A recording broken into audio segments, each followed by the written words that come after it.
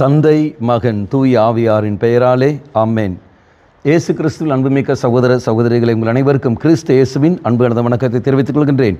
இன்று நற்செய்தி பாகமானது மார்க் நற்செய்தி 10ஆம் அதிகாரம் 28 முதல் 31 வரையுள்ள திருவாக்கியங்கள்.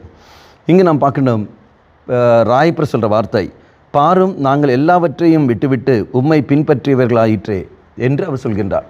அவை எல்லாவற்றையும் விட்டுவிட்டு இயேசுவை பின்பற்றினால் நம்முடைய வாழ்க்கை எப்போவுமே சந்தோஷமாக இருக்க வேண்டும் என்ற அவசியமில்லை.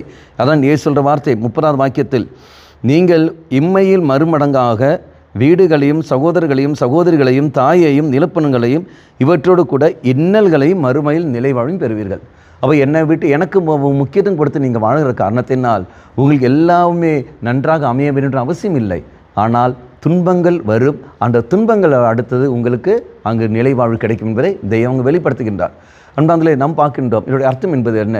நான் எல்லாத்தையும் விட்டு வந்துவிட்டோம் என்று சொல்லும்போது இறைவனுக்கு முக்கியம் கொடுத்து வாழ்கிறவர்கள்.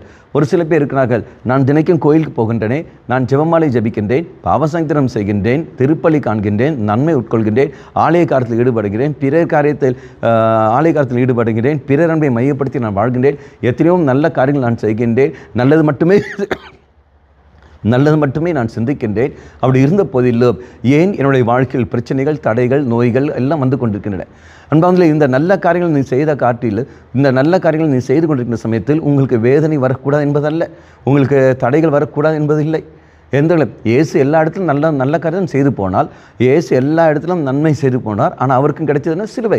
அப்போ சிலுவை மட்டும் அல்ல, மாறாக அதன் வழியாக கிடைத்தது மக்களுக்கு மீட்பு. அப்படி என்றால் நான் செய்கிற நல்ல காரியங்கள் எனக்கு துன்பங்களை கொண்டு வரணும், அதில் எந்த ஒரு சந்தேகமும் இல்லை. ஆனால் அந்த துன்பங்கள் ஒரு நாளும் என்னை நிலம் பதிக்காது. மாறாக அந்த துன்பங்கள் வழியாக நான் எங்கே போகின்றேன்? நிலை வாழ்வை நான் சொந்தமாக்குகின்றேன், இயேசுவை நான் சொந்தமாக்குகின்றேன். துன்பங்கள் வரும் என்று சொல்லிக்கொண்டு நல்ல காரியங்கள் செய்யாமல் நான் இருக்கிறேன் என்றால் அது பிசாசு தன்மைகள். பண்பாடுகளை நான் சிந்தித்து பார்க்க வேண்டும். செய்ய வேண்டிய நன்மைகளை நாம் தொடர்ந்து நான் செய்து கொண்டே இருக்க வேண்டும்.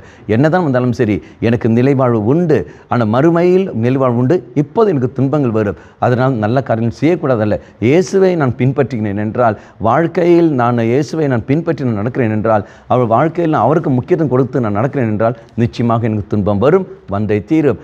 அதனால் அதுக்கு பயந்து கொண்டு இயேசுவின் பின்பற்றாமல் இருப்பதல்ல.